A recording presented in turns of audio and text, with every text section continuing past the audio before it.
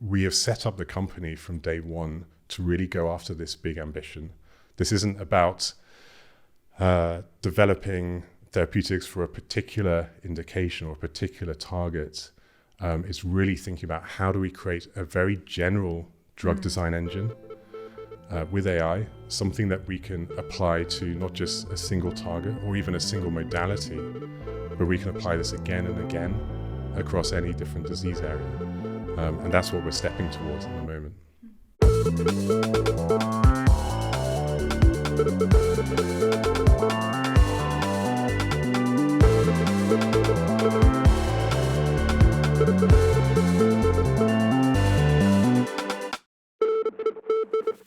Today, we're excited to welcome Max Jaderberg to the show, Chief AI Officer of Isomorphic Labs, which launched out of DeepMind with the goal of revolutionizing drug discovery using AI. Last summer, they released AlphaFold 3, a stunning breakthrough that allows us to model not just the structure of proteins, but of all molecules and their interactions with each other. That led to Demis winning the Nobel Prize in Chemistry last year. Max describes their vision for what a holy grail model for drug design and what agents for science look like. He draws parallels to his experiences building AlphaStar and Capture the Flag, and the research directions of building agents in games more broadly. Specifically, with 10 to the power of 60 possible drug molecule structures, we need to build both generative models and agents that can learn how to explore and search through the whole potential design space. Max also describes his vision for what a GPT-3 moment for the field might look like, describing it more akin to AlphaGo's famous Move 37, when we start to see things that exhibit superhuman levels of creativity in AI drug design, and that stun even humans ourselves. This is one of my favorite episodes yet. Enjoy the show. Max, thank you so much for joining us today here in London. No, it's a pleasure to be with you here. Yeah, it's fantastic. Awesome timing too with the launch of AlphaFold 3 and with Demis winning the Nobel Prize in Chemistry, which is a true testament to everything that you and your team have done over the last couple of years. Yeah, 2024 was definitely a busy year for us. Lots of big breakthroughs. The Nobel Prize was just incredible to see. I think amazing recognition for this seminal piece of work. Yes. Well, I'd love to start with talking a little bit about your own personal story. You've had an incredible career in the world of deep learning from the very start, authoring many seminal papers while at DeepMind, including for Capture the Flag and AlphaStar, breakthroughs in the world of deep learning. Can you walk us through some of the key questions that you had in your field of research around deep reinforcement learning at the time? Yes, so at DeepMind, I worked on a whole host of stuff, early days of computer vision and deep generative models, but it was really reinforcement learning that ended up hooking me there. DeepMind was the place in the world to be working on reinforcement learning at that time. And, really the question in our minds was, how can we actually get to a point where we could get an AI that could go off and do any task you wanted it to do? And the dominant paradigm at that point in time was supervised learning. Yeah. And supervised learning is very different from reinforcement learning. They're both learning techniques, but supervised learning, you need to know what the answer to your question is, and that's how you train the model. Yeah. So in supervised learning, you give an example, and then you supply the model with the answer to that question. Now, that can be great if you already know everything about the problem that you're training this AI to do, this neural network to do. But most times you don't. Yeah, I mean, there's just so many problems in the world where we don't know what the answer is. Yeah. We don't know what the solution is. And if you think about, I think about how I want AI to be applied to the world. Yes, it's going to be great to be able to apply things where we're already good as humans here. But really, the big frontier is, can we start applying AI to places where, humans don't know how to do this stuff, or, there's a limit to human performance there. And, that's where reinforcement learning is one of the key tools and has real promise here, because in reinforcement learning, you don't need to know what the answer to the question is. You just need to be able to say whether the answer that the model gave you was good or not good. Yeah. Maybe even how good or not good. And So this opens up a completely new, field of problems to train these models against. And so reinforcement learning and really, starting from what was one of the big breakthroughs of DeepMind in the early days was working on games like Atari. Yes. The question was, okay, so how can we scale this up from, the world of Pong and Space Invaders to things that really start to look like real problems in the world? Yeah. And so there was an amazing track of research as we scaled up these methods. Yeah. Did you know that Sequoia was the first investor in Atari back in the day? Oh, really? I didn't know that. That's incredible. Yeah. Yeah. No, those Atari games were, great fun actually to sort of go back and play in the context of, hey, we've got an agent, and I'm just going to have a game of Pong on the side as well. So. There's a wonderful wall at Sequoia in our office where we have all these names of legendary IPOs and M&As that have happened, and there's one. I think it's called the Pizza Company. And I love asking folks if they know what that is. And it's actually from Chuck E. Cheese's, which was an original Sequoia investment at the time. Oh, amazing. So Capture the Flag and AlphaStar were incredible breakthroughs at the time. Can you share a little bit about what exactly those breakthroughs were and maybe why you chose those specific games? Yeah. So, if you think about the history of AI using video games, why do we use video games at all? Video games are these sort of malleable, perfectly encapsulated worlds that, as researchers and scientists, we can manipulate them, we can test out different algorithms in them, we can set up different situations. So the perfect test ground for us to develop new algorithms. And then you can imagine as a RL researcher, as someone who's like thinking about how can we get AI to be as general as possible, you're always thinking, okay, we've cracked Atari, how do we get a more complex game? Yeah.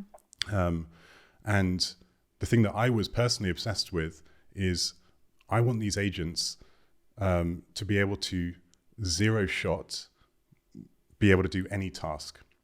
And this is a slightly different paradigm from what people were doing at the time with training on Atari, where normally in reinforcement learning, you think about, here's a game, now you get to train on it and get good at it. Yeah. And then you apply that same algorithm from scratch, training on different games. Yes.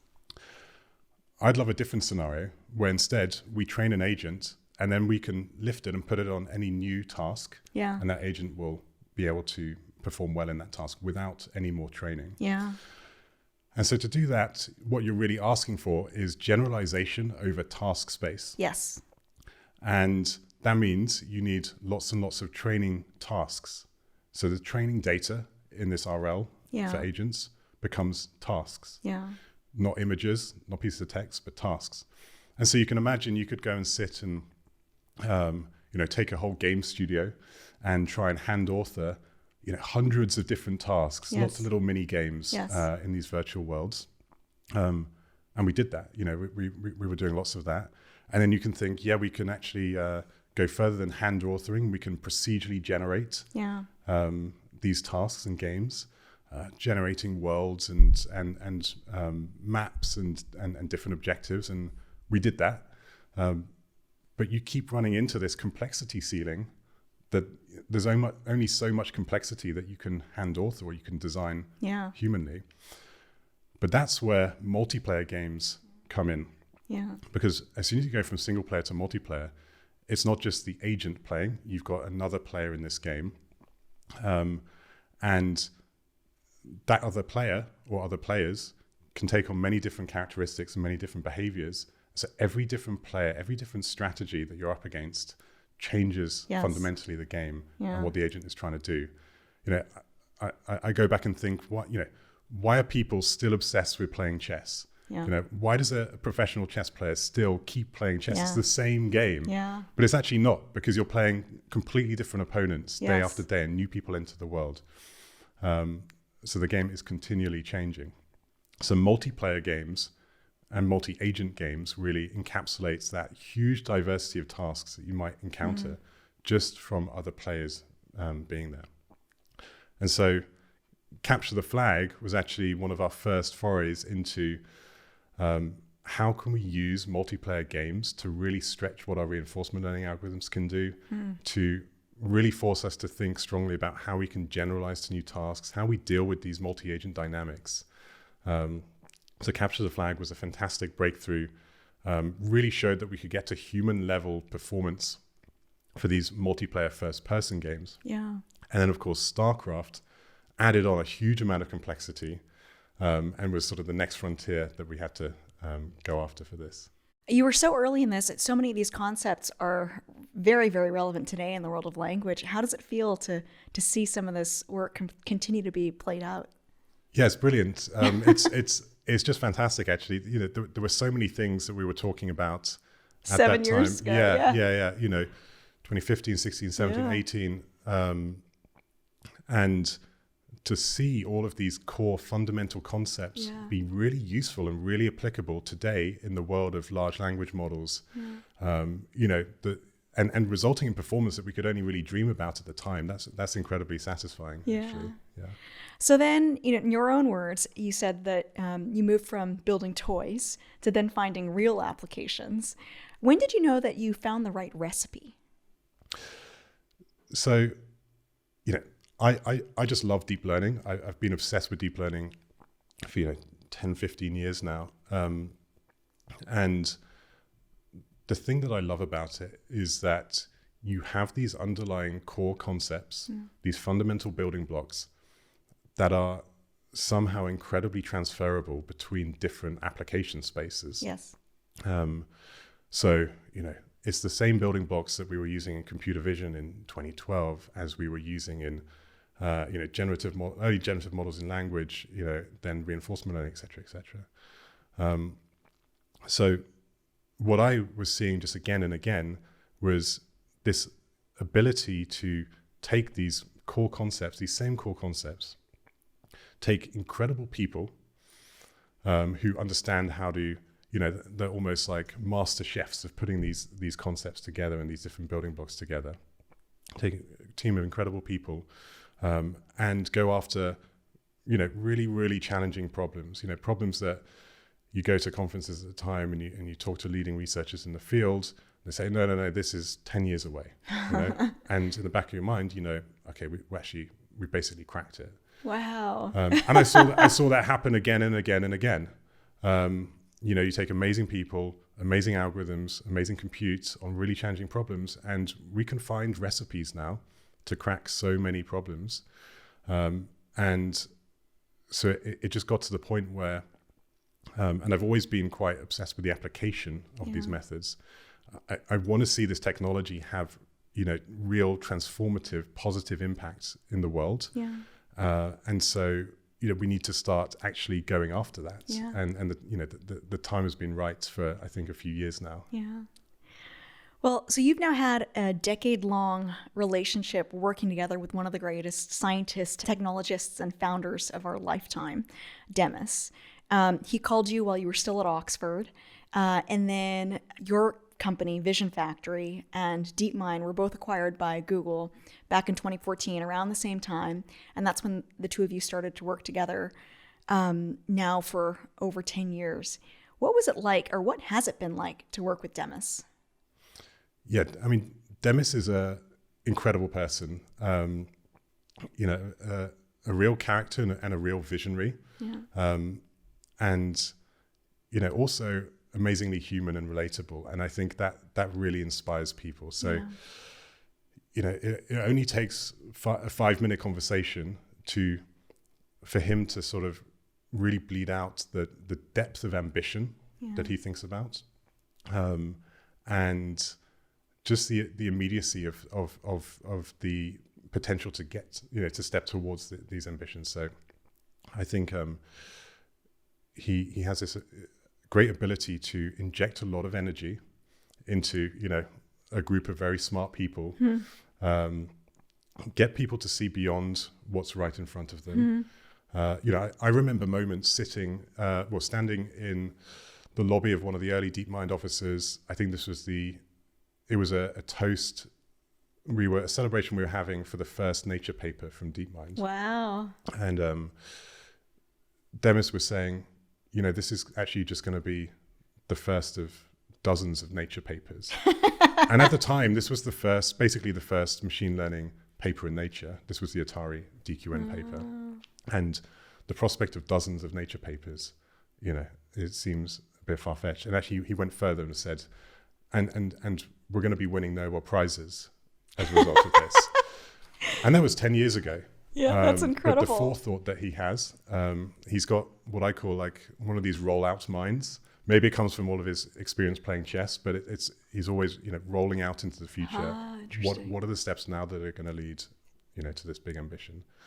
So yeah, it's been fantastic. I've been working with him for about 10 years now. Still work really closely together on Isomorphic Labs, and the ambition is as big as ever. It's so interesting to hear that you had this ambition and that he had this ambition from the very start. And it's incredible that it's played out that way. Yeah. Well, I'd love to talk a little bit about Isomorphic. You're now embarking on one of the most ambitious missions of our generation to reimagine drug discovery and drug development with AI. If everything goes right and you realize your vision for Isomorphic, what does the world look like? Yeah, we think really big at Isomorphic. We want to be solving all diseases here. And genuinely that scale.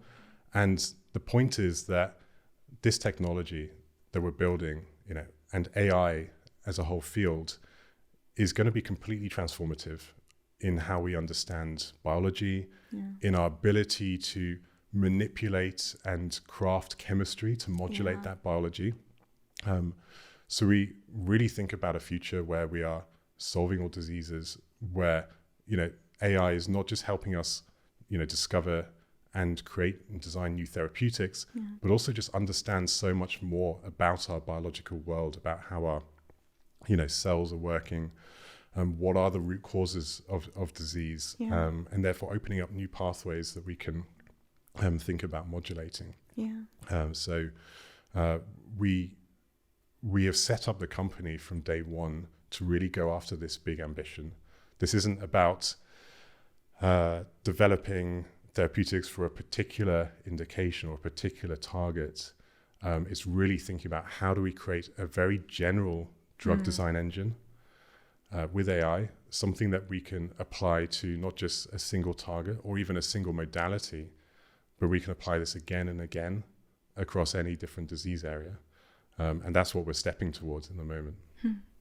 How does setting out with this ambition of being general change how you built in practice from day one? Yeah, it's a good question. When I think about some of the status quo of AI in drug design, there's been a lot of use of machine learning models in chemistry and biology, but I would call them a lot of the first generation of this sort of application to be more local models, where you might have some data about a particular target or about how a particular class of molecules is behaving, and you'll fit a small, multi-layer MLP against this data to help you generate some predictions that lead to your next round of design. This is the complete opposite approach of what we were trying to do. So from day one, we were setting out to create models that generalize across chemistry and across target space. So, and a key example of this is something like AlphaFold and AlphaFold 3, where this is a model that you can apply to a whole different host of targets. You can apply it to any protein in the proteome, in the universe of proteins. You can apply it to any small molecule that you can think of designing without needing to fine tune it, without needing to fit any local data. And so you can imagine that it completely changes the way that chemists can use these models if you don't need to be adapting this model to every single application. So every single one of our internal research projects, and by the way, when I think about what we're going to need to get this breakthrough drug design engine that we've been building, we need like half a dozen AlphaFolds. AlphaFold is just part of the story. So from day one, we've been setting up these internal research programs, going after these half dozen problems. We've had significant breakthroughs, obviously in AlphaFold and structure prediction, but also in other key areas. And in all of these models are general. They can be applied to any target. They can be and then what we're finding actually, they can be applied to any modality, or lots of different modalities at least. Yeah. So that's the first time I've heard you say half a dozen AlphaFolds. Can you share a little bit more about what that means? Yeah. So AlphaFold was obviously a massive breakthrough in understanding biomolecular structure. So how what is the structure of proteins, and now with AlphaFold 3, structure of proteins with small molecules and things like DNA and RNA. That's a fundamental step change. It allows us to get experimental level accuracy of a really core concept of biochemistry that unlocks a whole bunch of thinking and design work for chemists. Yeah. But my comment here is actually we're probably going to need something like half a dozen more of these sort of breakthroughs. This sort of getting to experimental level accuracy of different core concepts of biology and chemistry. Yeah. To be able to put this together into something that's really transformative for drug design. Drug design is really, really hard. Yeah. It's not just a single problem. Yeah. It's not just about understanding the structure of a protein. Yes. It's not even just about designing a molecule that will modulate that protein in the way that you want. Yeah. You want this molecule to be able to, ideally be taken as a pill and go through the body and be absorbed in the right way and reach the right, cell type and actually, go into the cell and not be broken down by the liver in a certain way. So there's just so much complexity to hold on to as a drug designer. And each one of those is like, an AlphaFold level style breakthrough that we've been creating. So interesting. Well, I've also heard you use the words a holy grail model for drug design and agents for science. Can you explain a little bit more about what you mean? Yeah, so some of these research areas that we've been going after, predicting structure and properties of these molecules and how all of these like biomolecules interact and play out over time, these really are sort of holy grail predictive problems for drug design. And we've made some incredible breakthroughs there, which have, really stunned our chemists and step changed how we do drug design internally at ISO. But what's, I think, a really interesting thing to think about is that you could create the best possible predictive model of the world, like an experimental level, even better than experimental level model to predict a particular property about a molecule, for example, to be able to predict the outcome of a real experiment. So we could have a whole suite of those, but that still wouldn't solve drug design. And the way to think about this is there's this number 10 to the power of 60, which is perhaps all of the possible drug-like molecules that that could exist. That's maybe a bit takes into account a lot of things. So we could even reduce that by 20 orders of magnitude and get to 10 to the 40. That's still a lot of things. And even if you had the best predictive models in the world, so let's say you could screen 1 billion different molecules, you could go and test 1 billion different molecules, that's 10 to the 9. So now we're still like 10 to the 31 molecules left on the table. So even with the best predictive models, you're still not even scratching the surface of molecular space that you should be exploring. And this is why we need to go beyond just predictive models of experiment, but also models like generative models, like agents that can actually navigate that whole 10 to the 40, 10 to the 60 space. That's so interesting. Using our predictive models, obviously, to understand how to navigate that, but so we don't have to exhaustively search, because we can never exhaustively search the whole universe of molecules, if that makes sense. Just in the same way that AlphaGo couldn't exhaustively search all of the possible Go moves. Unlike chess, where you could exhaustively search all possible chess moves. But molecular design is much more like Go than it is like chess. So that's where generative models come into play. Agents that utilize generative models, that utilize search techniques, as well as these amazing predictive capabilities to really open up the entirety of molecular space. Now, to me, it's actually still amazing that even without AI, we managed to find drugs in this 10 to 60 space, 10 to the 40 space. it just says that actually there's probably a lot of redundancy. There's a lot of potential designs. Yeah. If you think about a particular disease indication, a particular target, there should be many designs that exist that would be good for that and would be the right sort of product profile for this therapeutic. And I think the real potential here is for these generative models, these agents as well, to be able to search through this space and really uncover that whole potential design space. That's so interesting. I think in very simplistic layman terms, you're both learning and modeling the game and trying to build the best player to solve different types of games. Yeah. So, I'm incredibly biased by games. I've been playing video games since I was a kid, grew up in that world. But that's exactly how I think about it. We've got to be creating our world models, our models of the biochemical world, our biological world. And then we don't stop there. Yeah. We actually then need to be creating agents and generative models that can work out how to explore, how to traverse that, and to basically uncover these amazing needles in the haystack in chemical space, which could be life-changing therapeutics for so many millions of people. I love that. That is our punchline today. So AlphaFold 3 is truly groundbreaking. You've taken us from being able to model just the structure of a protein to now being able to model the structure of all molecules and their interactions with each other.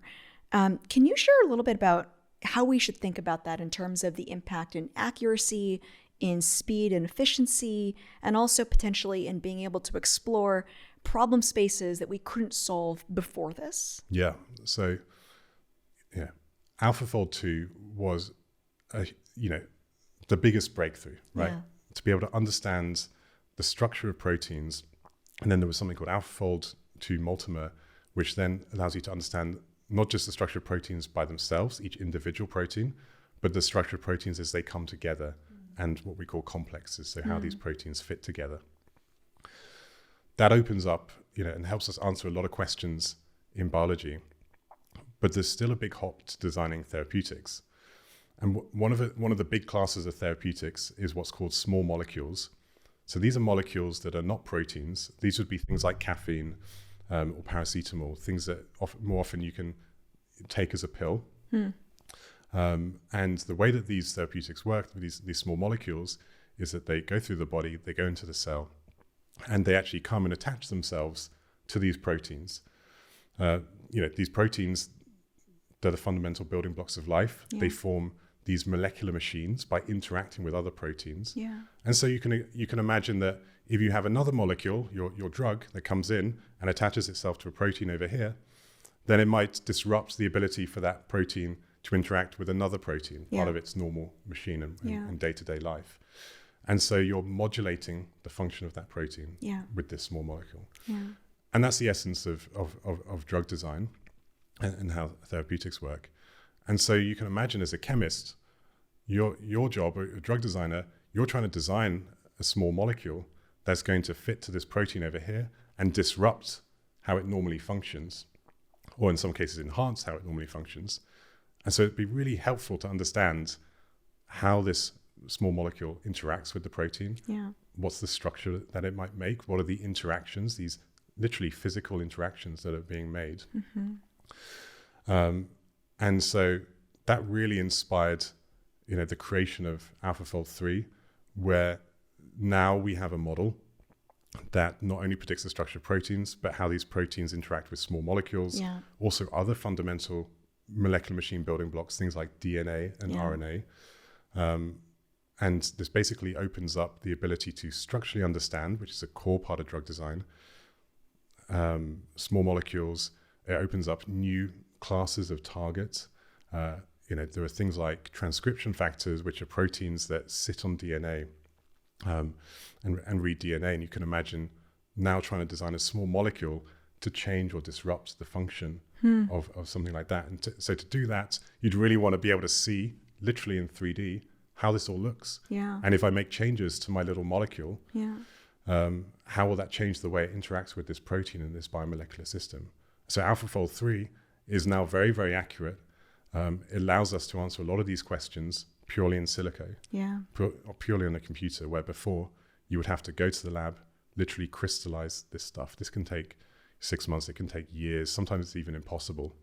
Now at ISO, our drug designers are, literally sitting, with their laptop, browser-based interface, being able to understand, make changes to their designs, and see the impact of that. Incredible.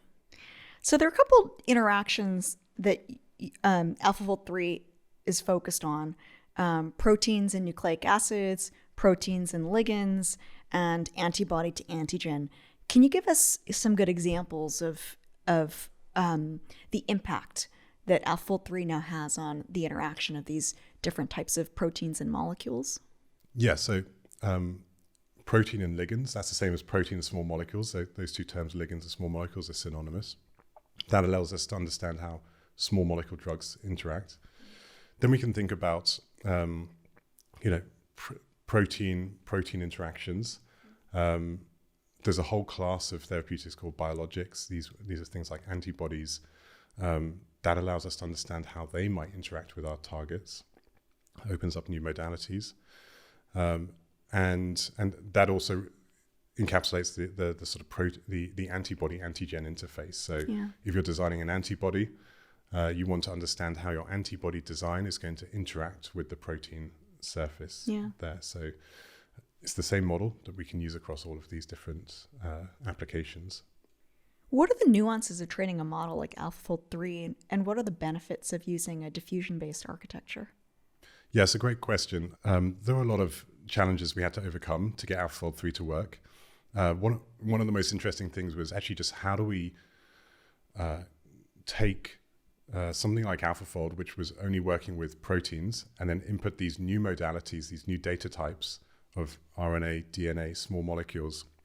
So we had to work out how to tokenize not just proteins, which we kind of knew how to do, but how to tokenize then DNA, how to tokenize small molecules. For things like DNA and RNA, that's a little bit more obvious. We could tokenize in the bases. But then for small molecules, we would really go to, we tried a whole bunch of different stuff. It really ended up that this atomic resolution tokenization worked super well. And then you have the question of, okay, how do you actually predict the structure of this mixture of different molecule types? Yeah. You couldn't use the same framework as AlphaFold 2. And this is where diffusion modeling just really shone. Here we could actually model every single individual atom and the coordinate of every atom individually, and have a diffusion model be producing those 3D coordinates. And the tokenization that we talked about is conditioning the inference of that diffusion process.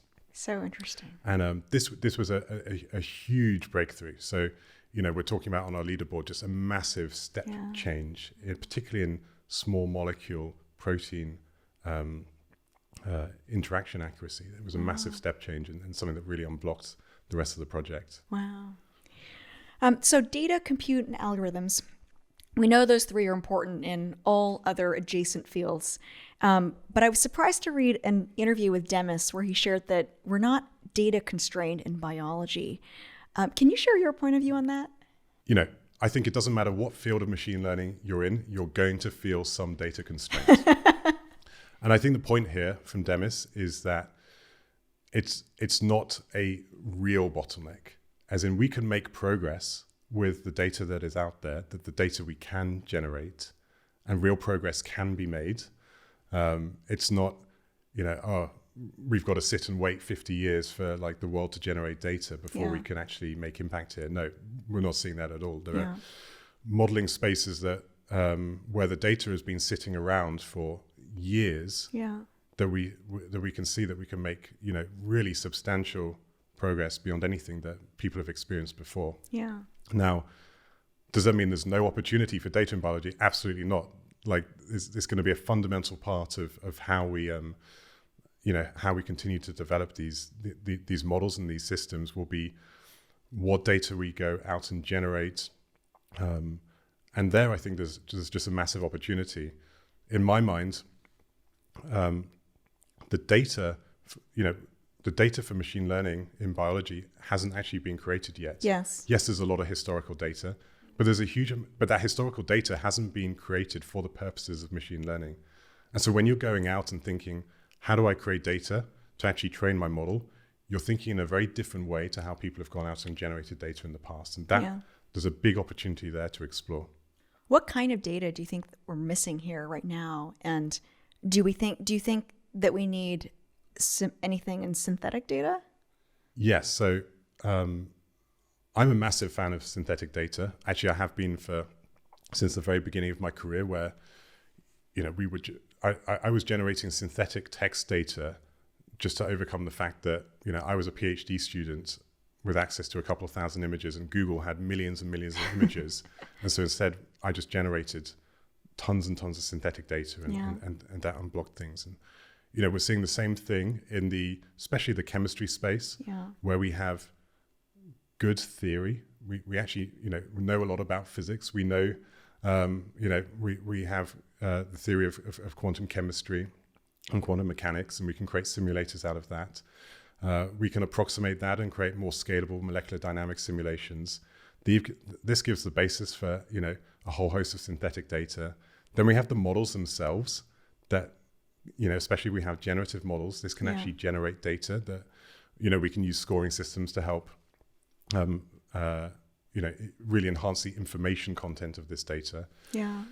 But I think one of the big open spaces will be on what's called in vivo data. So data that you would normally measure on a real animal, something like a mouse or a rat. There's some historical data on that, but you can't generate tons of that. You can't really generate any at all, right? So then there's a big opportunity to look to new data generating technologies. There are some incredible people doing things like organoids on a chip. So ways of starting to measure things that you would normally measure on a real animal, but completely on a chip. So I think that's so interesting. There's going to be a whole host of like new breakthroughs in data generating technology in biology and chemistry that's going to have big impact on how we think about modeling that world as well. Are you working on any of that internally, or are you hoping that other players could fill in some of that gap? So internally, we actually don't have any of our own labs in Isomorphic, in Isomorphic labs, but we work with a whole bunch of other companies. We generate a lot of data ourselves, a lot of proprietary data. We've seen amazing impact of that. It makes a lot of sense. So there's a point of view that modeling structure of molecules and modeling their function and the modulation function is very important, but not necessarily always the limiting factor in drug development. What's your point of view on that? Yeah. As I touched upon before, drug design is really, really complex. And that's before you even get to drug development, which is where you take those designs and you start putting them into real people, clinical trials. There are so many bottlenecks throughout this whole design and development space. Drug development is, how do we start to approach clinical trials? How should we test these drugs out in people? How can we do this in a really timely manner, but still a really safe manner? There's a lot of bottlenecks there that I think the industry as a whole, we will need to work out how to innovate in that space, especially as our predictive models of how these molecules will interact with people, how toxic they will be. As these predictive models get better and better, we will have to change the way that we approach clinical trials to really make use of that. Ultimately, to get therapeutics into the hands of patients who really desperately need them. Even in the design of molecules themselves, as we talked about before, it's not just understanding the structure of these molecules. It's not even just understanding how these molecules change the function of these proteins, but we need to understand how these molecules change the function of pretty much every single protein in our body. Right. Because if we take this as a pill, it's going to go everywhere. And that's the major cause of toxicity is when, you've designed this amazing molecule that like perfectly modulates your specific target that is key to your disease. But also affects other things. But it also affects other things. Now, of course, you do a lot of screening to protect against that, but the more we can predict that, the better. What's really exciting from my perspective is if we're creating these general models that understand how this molecule interacts with this target, but also any other target, then why can't we just use that same model to understand how these molecules interact with the rest of our body? Right. So interesting. So what is now possible with AlphaFold 3 for drug designers? How are you using it internally? So AlphaFold 3 gives our drug designers the ability to understand how their molecule designs really interact with this protein target. And this is the target of disease. And so our drug designers can make changes to the design and then see instantly how that changes the way that this molecule physically interacts with the protein target. And that's really, really powerful. Before AlphaFold 3, you would be completely blind to this. You wouldn't actually probably know how your molecule is interacting with your protein. You'd be using your best intuition. Maybe somewhere down the line in the drug design project, you would get your structure crystallized with a particular design. That means going out to a real lab 6 months later, if you're lucky, getting a resolved 3D structure. But even then, that's just the 3D structure of a single design, not every single change that you make. Yeah. So AlphaFold 3 completely changes the way chemists can do this design work. But I would stress that's nowhere near as far as we want to go, because it's not just about what these molecules look like in terms of interacting. We actually want to know how strongly these molecules interact with this protein. Yeah. We want to know other properties of these molecules. We want to understand how the way that these molecules interact with this protein and how that changes the fold or the conformation of the protein, how that changes the function of the protein, how it might actually change the dynamics of the cell. There are so many questions, and these are these other AlphaFold-like breakthroughs that we're working on that also go, we have created incredible models for that our chemists are using in this design process. Interesting. So you're designing some drugs internally. What targets and programs are you focused on? So we have a really exciting internal program of drug design projects. These are focused on immunology and oncology. We've been making some incredible progress there. It's been really exciting to see, especially how these models have transformed the way that we're actually approaching drug design on these programs. You're also working with Eli Lilly and Novartis, and recently you announced an expansion with Novartis's partnership. Can you share a little bit about what these partnerships look like? Yes, so we signed these initial partnerships, 2 partnerships, one with Eli Lilly, one with Novartis. That was fantastic. They brought some really, really challenging problems to us. I think it's no secret that, the sort of targets that, for example, Novartis brought to us, these are sort of targets that, the field and Novartis, for example, have been working on for 10 years plus. Wow. So these aren't sort of, we'll try things out problems. These are for real, hard things. Last year was an amazing year, both for our internal projects, but also for these partner projects to really see how well these models are working. It's allowed us to really, uncover new chemical matter, working out new ways to modulate these targets that people have worked on for a long time. It's been amazing to see this new deal, which has expanded our Novartis collaboration, which I think is a real testament to some of the success of the early days of these partnerships. Congratulations. I think it's an incredible milestone, especially just 1 year in. Yeah. So I'd love to talk a little bit about the team. You've built a truly excellent team composed of the highest caliber talent across many different fields, AI, chemistry, biology, and you've also brought outsiders into the field to help question traditional thinking. Can you share a little bit about how you thought about this? Yeah, so the space of AI for drug design hasn't really existed for very long. So the chances of finding a world expert at drug design who's also a world expert at machine learning or deep learning is basically zero. Yeah. Just because these fields haven't coexisted for long enough. I genuinely think about a new sort of a field of science that ISO is breeding, because we are, we have these people who really live and breathe the intersection of this.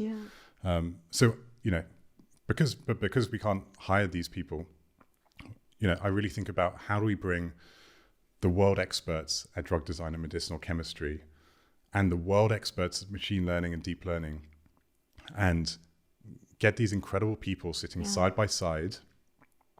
Because it's not just enough to have these amazing people sitting in their isolated teams. We need people sitting side by side, speaking each other's languages, with a lot of empathy, a lot of curiosity to understand this new science, to really build intuitions in your own language. And we've seen just such amazing things come out of this dynamic where you really have, a generalist machine learner who doesn't know anything about chemistry or biology start to come in and understand the problems of a medicinal chemist and a drug designer. And when I think about even hiring machine learners and machine learning scientists and engineers for the research that we're doing, I'd say, 60, 70, 80% of the people on our team have no prior knowledge of chemistry or biology, maybe, high school or university level. And that can actually be a real asset. Because you come in sort of a little bit naive. And as long as you're curious, I think one of the key things is asking, the curious questions, asking this like stupid questions.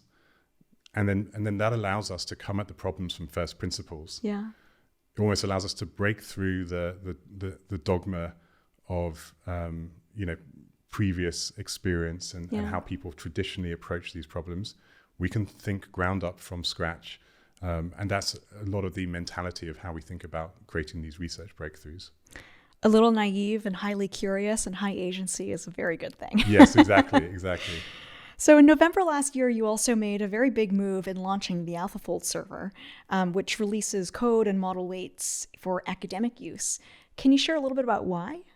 Yeah, so AlphaFold has a long lineage of being open for this, academic and scientific use, and it was really important with this latest breakthrough of AlphaFold 3 that we make sure that this scientific community has access to this functionality, because, yes, AlphaFold 3 is going to be incredibly useful for drug design. It already is, but it's also useful for, many other areas of fundamental biology and just understanding biology. And people are using these.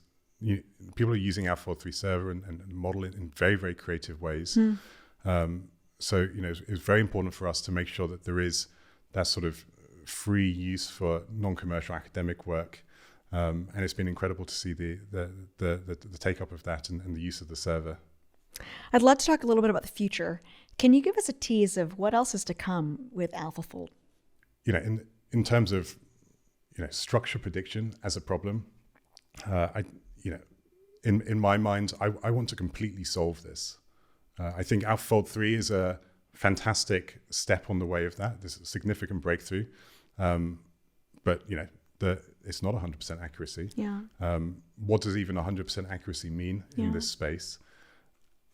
Like with a lot of areas of science, as you start to push the boundaries, you see that the problem opens up into even more problems. That's the addictive part of doing science, right? And I think that, AlphaFold 3 is a good example of that, where as you start to get these capabilities, you see that actually there are even more deeper problems that we want to be working on and stepping towards. So yes, understanding structure better and better and more accurately is always going to be interesting for us. But then it's also, not just necessarily about static structure. So AlphaFold 3, it models these crystal structures, which are almost static crystallized versions of what these molecules, how these molecules interact. But in reality, we don't have crystals inside of us. These molecules are in solution. They're moving about. They're dynamic. So you can think, okay, well, maybe understanding the dynamics of these systems is actually also going to be really interesting. So, What does a GPT-3 moment look like in AI biology, and when do we get there? So if I think about GPT-3, this is really a generative model. So something that's generating text. And the GPT-3 moment for me was crossing over that boundary between, we've got generative models of text and they generate some stuff and it looks like text, but I'm not convinced that it's generated by a human. Yeah. And GPT-3 started to be that first point where you're like, oh shit. This kind of looks like a human. Yeah. And so this generative model is actually recreating the distribution of data that it's trained on. And what is a generative model? A generative model is something that fits the manifold of data that it's trained on.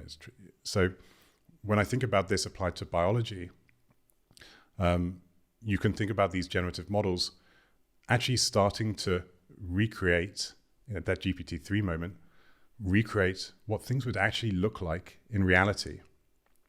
And that's quite exciting because that means that these models are spitting out things that either they actually exist in the world, and we can kind of validate that, or maybe even discover new things that exist in the world, or they could exist in the world, which means that they could be things that we could design or manufacture or create that would actually be stable and work and exist in our physical reality. Yeah. And I think the cool thing about this in biology is that, unlike with language, where with language, when it generates something at human level quality, we can understand that because it is human derived. But a lot of problems in chemistry and biology, we even struggle to understand ourselves. And so when we get to that GPT-3 moment, I think it will look a lot less like GPT-3, but feel a lot more like Move 37 in AlphaGo. Interesting. Where we're starting to see things that are beyond human understanding, but that do exist in the real world, that exist in our physical reality, but are beyond sort of human comprehension. Right. And that's just going to be mind-blowing. In fact, we're starting to see that internally with our generative models, that we're creating designs that a human drug designer would say, I'm not so sure about that. I much prefer this. And then you test it out in physical reality and the generative model is correct and the human is wrong. That's fascinating. I love the Move 37 analogy. Yeah. When the model starts to see elements of creativity and exactly. see past the human. Move 37 was this amazing move during the AlphaGo games against Lisa Doll. It was, the 37th move of the game, and it stunned the Go world, because it was uninterpretable by a human. Yeah. It looked like a mistake. No one had ever played this move in the entirety of, thousands of years of human history playing Go. And it turned out, as you unrolled the game, that this was the critical move that allowed AlphaGo to beat Lisa Doll in that match. Yeah. And we're going to see so much of that sort of behavior coming out of these models, especially when we're applying them to things outside of native human understanding, like chemistry and biology. Yeah, I love that. Also our punchline today. So when will we see our first AI-generated drug in clinic, and also in phase 1, 2, and 3 trials?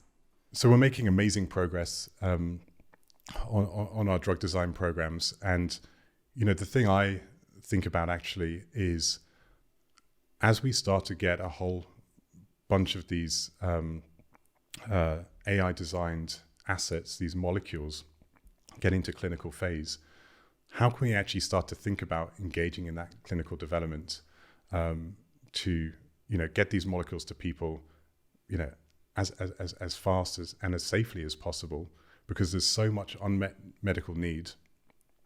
Here I think about, what are going to be new ways to engage with regulatory bodies? What are going to be new ways to incorporate our predictive models for not only how this molecule works for the disease, but how, as we talked about, how it interacts with the rest of the body, the types of toxicity it may induce. I think there'll be a lot of opportunities to think about just streamlining and speeding up this process. Yeah. Maybe even completely changing the way we think about human clinical trials as we, our AI models become so, we can design these molecules so much quicker in a much more targeted manner with so much more knowledge about how they work. Yeah. So that'll change the game, but I think we've got a long way to go as an industry to really work out how that changes. Yeah. Last question. As Isomorphic succeeds, and potentially as the whole field succeeds, what happens to the traditional world of pharma? I think they become, in some sense, pharma will be using AI. I think there's there's no world where in 5 years' time you will be designing a drug without AI. Yeah. Like that is an inevitability. It'll be like, trying to do science without using maths. AI will be this fundamental tool for biology and chemistry. It already is, at least in Isomorphic's world, that everyone will be using. So it's not going to be, oh, is it pharma or is it AI? There's going to be one and the same in the sense that the whole industry will adapt to that. Yeah. Amazing. Max, thank you so much for joining us today. This was a fascinating conversation. Yeah, it's been a pleasure. Thank you.